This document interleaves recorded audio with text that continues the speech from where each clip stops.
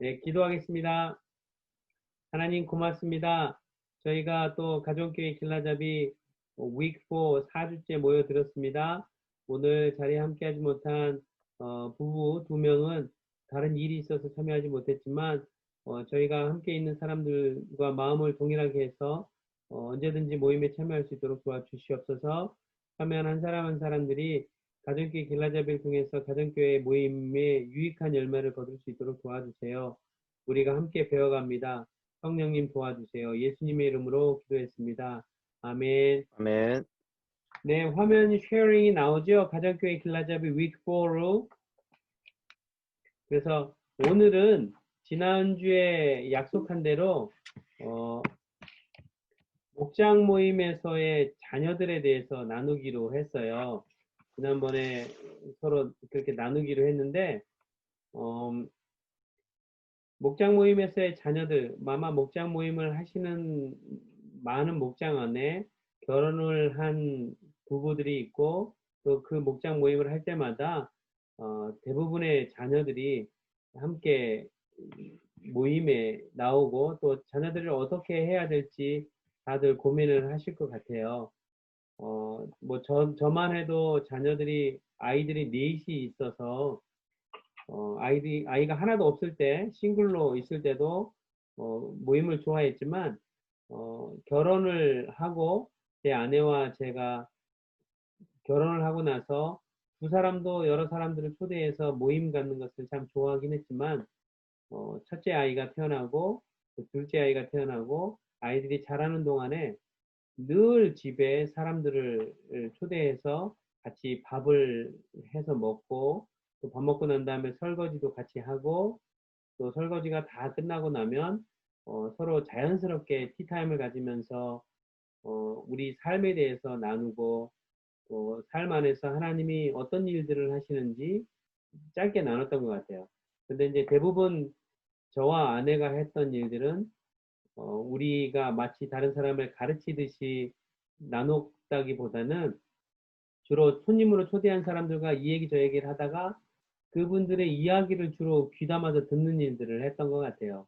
그 귀담아 듣는 동안에도 저희 아이들이 어릴 때는 저희와 함께 같이 있었고 좀 큰 다음에는 자기들끼리 놀게 하지만 제가 모임을 갖는 내내 아이들이 저희 집에 온 손님들과 어우러질 수 있도록 우리가 모임하니까 얘들아 너희는 저기 방에 가서 따로 틀어박혀 있어.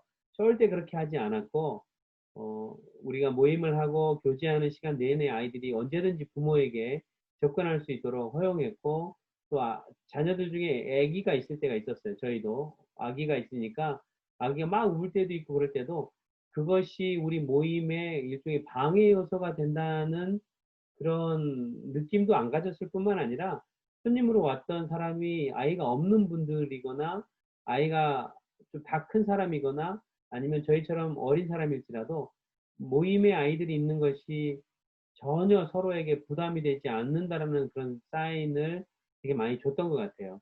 물론 저희들도 긴장하지 않고 아이들이 울 때나 또 말썽을 피울 때나 침착하게 모임 안에서 자녀들이 어우러질 수 있도록 했던 것 같아요. 그래서 나중에 이제 아이들이 조금씩 크고 자기 표현을 할 수 있게 되면서 하는 말이 엄마 아빠 오늘은 이 모임 안 해? 오늘은 누가 안 와? 라고 물어봅니다. 이미 어릴 때부터 많은 사람들이 저희 집에 바글바글 이렇게 북적북적한 것을 경험했던 아이들은 오히려 사람들이 저희 집에 같이 모임을 갖지 않으면 의아해하고 좀 희한해했던 것 같아요. 그래서 저희 아이들이 그 사회성이나 다른 사람들을 배려하고 또 다른 사람들과 함께 어우러지고 또 다른 사람의 자녀들이 왔을 때 그 자녀들이 작든 크든 상관없이 금방 이렇게 친구 관계를 맺어서 서로 돌봐주고 그런 일들을 아이들이 어릴 때 이렇게 많은 사람들이 저희 집에 와서 교제하는 과정을 통해서 옆에서 보고 배우고 그랬던 것 같아요. 또 저희는 그 모임 시간 이렇게 같이 모이고 교제하는 시간들 안에 늘 기도 제일 힘들고 어려운 기도거리들이 무엇인가 이렇게 나누는 시간들을 통해서 나중에는 그 만남을 마칠 때 항상 기도하고 또 격려하고 서로를 위해서 기도하는 시간들을 늘 잊지 않고 가짐으로 인해서 아이들이 자연스럽게 그것을 보고 배웠던 것 같아요. 그래서 오늘은 목장 모임 안에서의 자녀들, 목장 모임할 때 자녀들을 어떻게 어, 목장 모임 안에서 우리가 다루어야 되고 대해야 되고 또 목장 모임을 하는 동안에 아이들은 어떤 영향을 받을 것인가에 대해서 짧고 간단하게 한번 나눠볼까 합니다. 먼저 목장 모임에서의 자녀들을 성경 안에서는 어떻게 다루고 있는가를 봤더니 성경에서 다루어지고 발견되는 자녀들의 이 배움과 환경이 있는 것을 보게 돼요. 자, 성경에서 자녀들은 가족 내에서 굉장히 중요한 그룹으로 인식되는 것을 보게 됩니다. 성경 곳곳에서 자녀에 대해서 늘 기도하게 되고 또 3천 년 전에 구약 성경 안에서 나오는 자녀들이 단순히 농경사회 또 목축사회 또 양을 기르고 또 소를 기르고 또 낙타를 기르는 이동하는 이 유목민의 삶에 있을 때 일종의 노동력으로서 자녀들을 보는 그런 문화적인 요소들도 있었을 법하겠지만 자녀가 가정 안에 많이 있다는 것이 성경에서는 얼마나 큰 축복인지를 죄로 말하고 있어서 자녀를 놓고 기도하는 사람들이 성경에 많이 등장하는 것을 보게 됩니다. 뭐 한나만 해도 자녀를 놓고 꾸준히 하나님 앞에 기도하고 나중에는 그 자녀를 하나님께 서원해서 드려서 사무엘이 나오는 것을 보게 됩니다. 물론 성경 안에서 나오는 자녀들 또 아브라함의 이삭에 대한 그 자손을 위해서 기도할 때도 하나님께서 너희의 내 혈통을 통해서 자녀가 나올 것이라는 약속을 굳게 붙잡고 있을 때 아주 많은 나이에 이삭을 얻고 또 그 이삭이 야곱을 낳고 야곱이 12 아들을 낳고 또 그 12 아들 중에 요셉이 이집트에 가서 총리가 되고 또 하나님의 약속대로 그 이집트에 있는 동안에 굉장히 많은 인원으로 성장하게 되는데 그 안에는 자녀들이 꼭 있었던 것 같습니다. 성경에서 자녀들은 가족 내에서 매우 중요한 그룹으로 인식이 되었고요. 또 하나님께서 남자가 독처하는 것이 좋지 않다고 말씀하시면서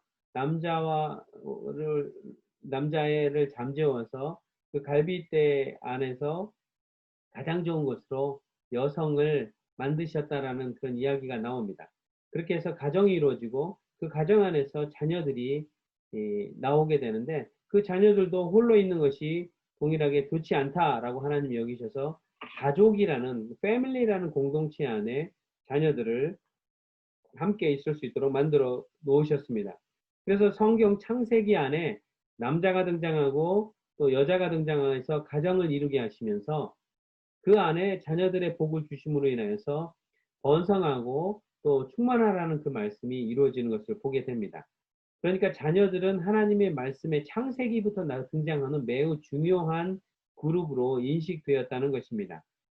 그래서 자녀들은 의지하는 부모와 공동체에 의해서 이미 만들어지고 구성되었고 형성되어진 세상 안으로 자녀들이 이렇게 안으로 들어오게 되는 거예요. 그래서 어느 한 남자와 어느 한 여자가 가정을 이루어서 패밀리를 구성하면 그 패밀리 안에 자녀들이 등장해서 가족이라는 어떤 공동체성으로 안으로 들어옴으로 인해서 세상 안으로 노출되는 것이죠.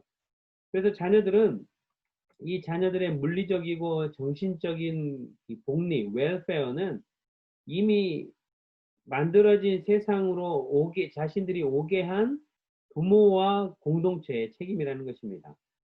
저는 어릴 때 부모님이 이렇게 종종 싸우실 때가 있었는데, 싸우실 때마다 저희 어머님이 내가 자녀들인 자식 너희들 때문에 참고 잘 견디고 있다라는 말을 늘 하셨던 것 같아요. 어린 시절에 이 부모님이 우리에 대한 책임을 다하기 위해서 열심히 이렇게 땀 흘려서 일하시면서 너희들이 잘 되게 하기 위해서 우리가 열심히 일한다라는 그런 표현들도 많이 했던 것 같아요. 그래서 우리의 물리적이고 이 몸과 마음과 정신의 모든 복리를 부모님이 늘 책임진다라는 그런 것들이 강력했던 사회 구성원으로 살았습니다. 근데 제가 성장하고 나이가 들면서 요즘 세대들은 물질적으로 더 풍요롭고 또 더 옛날보다 배고프고 굶는 사람이 없기 때문에 세상이 더 나아졌기 때문에 더 좋은 가정 환경 속에서 살 거라고 생각했는데 요즘에는 이혼하는 가정도 많이 나오면서 그 이혼하는 과정 안에서 자녀들이 많이 방치되고 또 자녀들의 이 물리적이고 정신적인 복리조차도 잘 그 공급되고 보호되지 않는 것을 제가 보게 됩니다. 그런데 성경 안에서는 이 자녀들의 물리적이고 정신적인 복리는 이미 부모님의 책임이라고. 왜냐하면 그 자녀들이 세상으로 오게끔 만들었던 통로가 부모님이기 때문이라고 성경적으로 강력하게 얘기하고 있습니다. 히브리 이 성경을 보면은 히브리 그러니까 이스라엘 백성들을 히브리 사람이라고 얘기하는데 히브리 가족은 단순히 독립된 인디비주얼한 인디펜던트한 어떤 단위로 구성되어 있지 않은 것을 보게 됩니다. 성경 안에서 이 큰 이스라엘이 하나 있고 그 이스라엘 공동체 안에 이제 열두 부족들이 다 이렇게 이 큰 이스라엘을 구성하고 그 열두 부족 안에 하나님의 선택받은 사람들이 각각의 구성원으로 들어가 있습니다.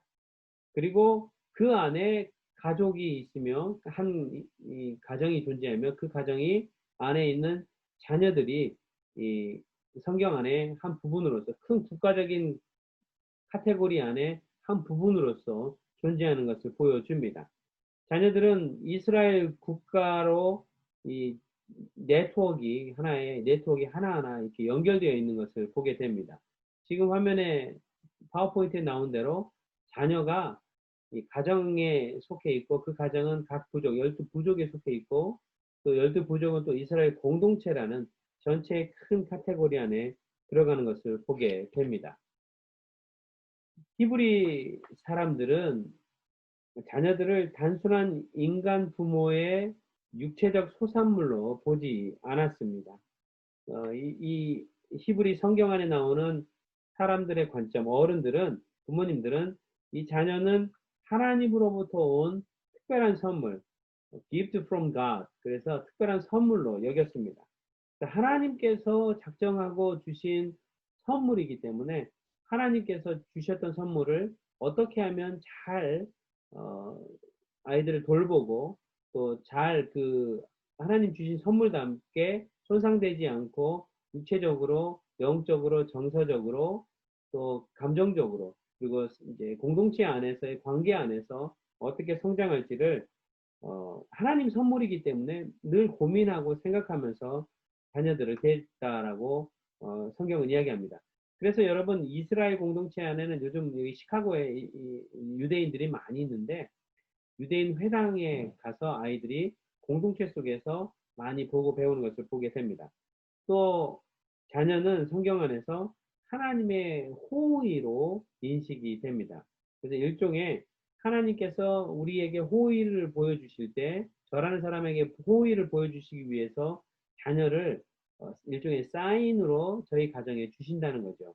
그래서 저희도 결혼을 막 하고 한 신혼생활을 충분히 보내고 났는데 어느 날 이제 물론 저희가 선교지 인도에 있었죠. 아내와 제가 동시에 우리도 아이가 하나 있었으면 참 좋겠다라는 동시에 그런 마음을 갖고 같이 기도해보자 그렇게 기도했는데 정말로 하나님께서 저희에 대한 호의를 보여주시면서 사인으로서 자녀를 주셨던 것 같습니다. 물론 둘째를 낳을 때도 기도했고요.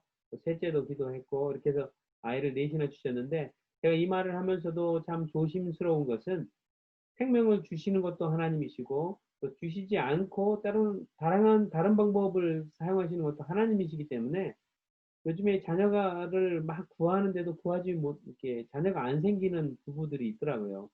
그래서 저희가 아이가 넷인데 저희 집에 와서 같이 교제하는 사람 중에서도 자녀를 놓고 기도하는 사람들이 간절하게 기도하는 사람들이 많고 자녀를 위해서 기도했지만 오랜 동안 자녀를 갖지 못하는 사람들도 많이 만났던 것 같아요. 그래서 하나님의 호의가 이 자녀를 통해서도 일종의 사인으로 보여지기도 하지만 다른 방법으로도 보여지는 것을 보게 됩니다. 제가 아는 한 가정은 자녀가 생기지 않았는데 하나님이 그 가정을 어떻게 쓰셨냐면 어다. 그래서 입양을 뭐 서너 명을 다 해서 집안에 전혀 다른 인종의 뭐 흑인, 백인, 또 에이시안 이렇게 여러 인종이 한 가정이 돼서 오히려 두루 여러 사람과 그 사람들에게 축복의 통로가 되는 그런 과정을 본 적도 있었습니다. 그래서 하나님께서 호의를 보여주시는 여러 가지 사인 중에 직접 한 남자와 한 아내를 통해서 태어나게 하는 자녀도 호의의 사인으로도 보여주시지만 입양을 통해서도 그 호의를 보여주시는 것을 우리는 보게 됩니다. 성경에 나오는 입양의 한 예는 모세가 있을 겁니다. 그래서 모세가 이집트의 파라오의 아내인 여왕에게서 파라오에게 입양이 되는 과정을 거치고 그 과정을 통해서 하나님께서 이스라엘 백성들에게 리더로 그가 성장하게 하고 하는 통로로서 사용하는 것을 보게 됩니다.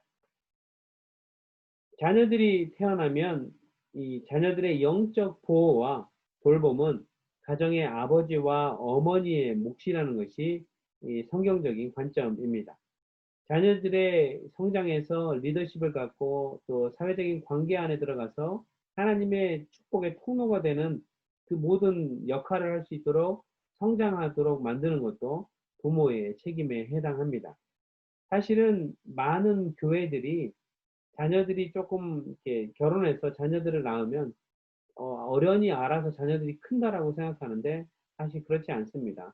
부모님이 교육을 받을 기회가 많이 있었던 없었던 상관없이 그 교육의 수준과 상관없이 부모가 자녀를 얼마나 애틋하게 사랑하고 돌보는 그 돌봄의 정도, 인티머시 레벨이라고 그러는데 그 정도가 클수록 자녀들이 사회성과 또 지성까지 그리고 브레인 파워까지 발달한다는 그런 통계 자료들이 많이 있습니다.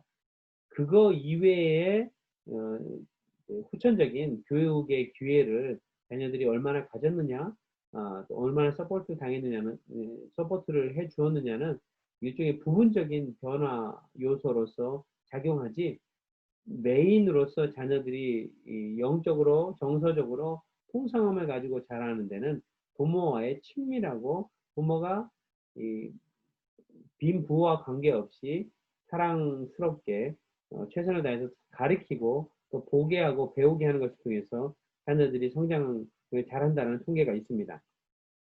이런 관점에서 볼 때 자녀들이 자신의 가족과 또 가족 이외의 사람들이 공동체 속에 와서 만남을 할 때 확대 가족, 그러니까 우리를 친다면 목장이겠죠.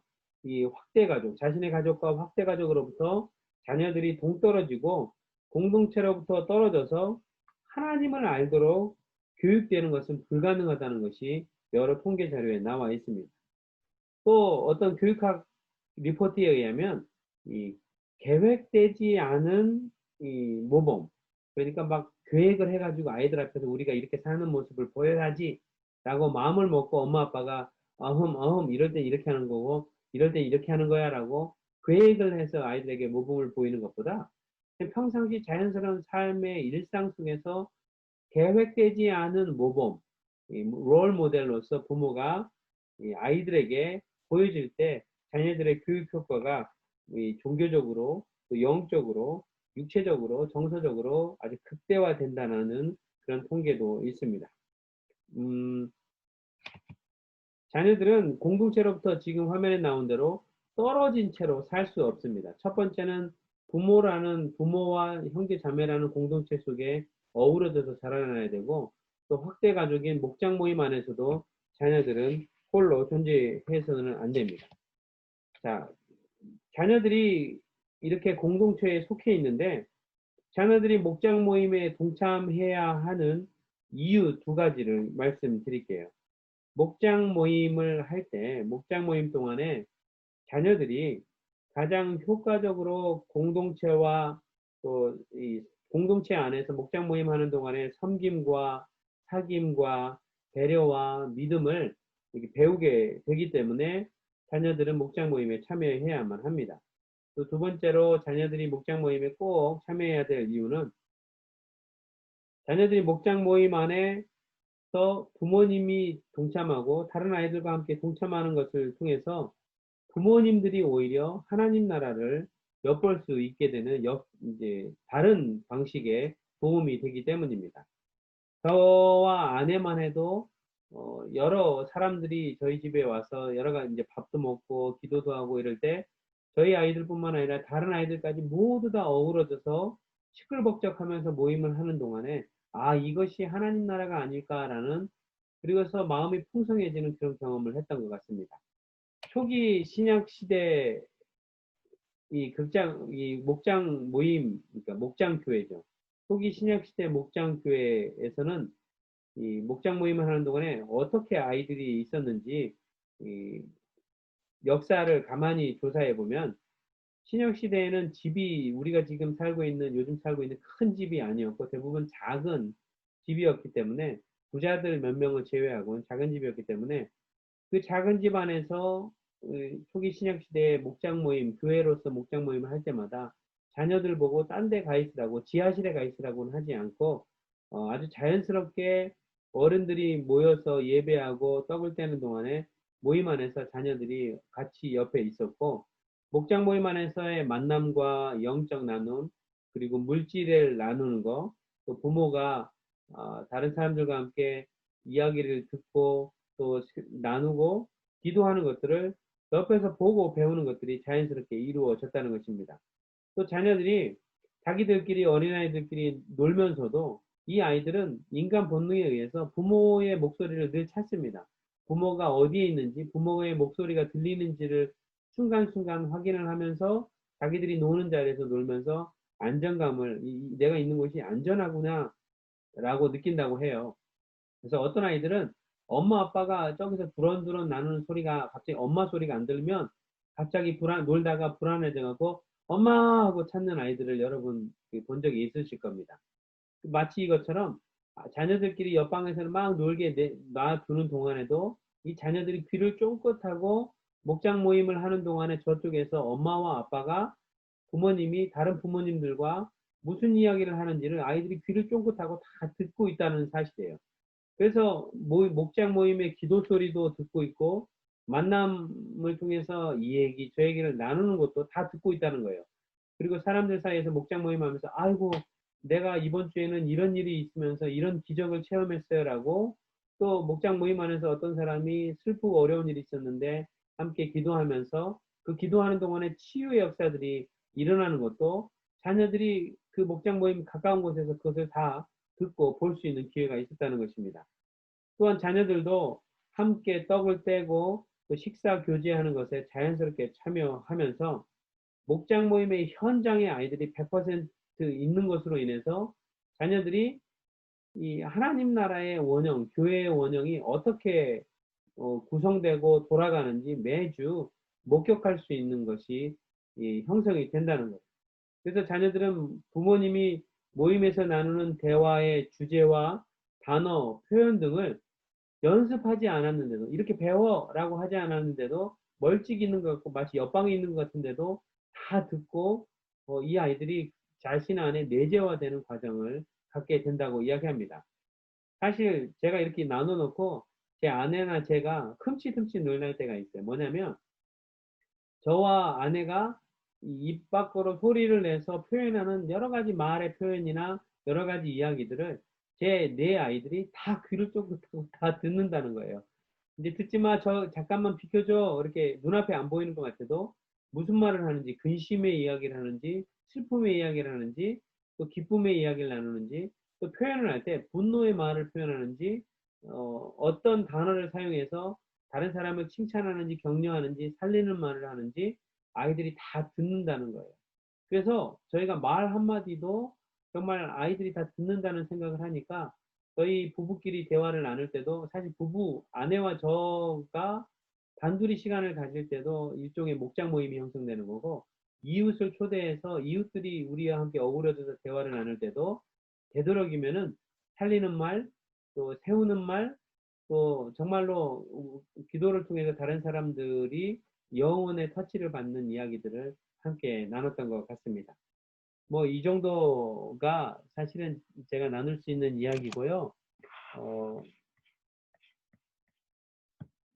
질문 혹시 제가 나눴던 내용 중에 질문이 있으신 분들이 있으면 좀 해보시겠어요?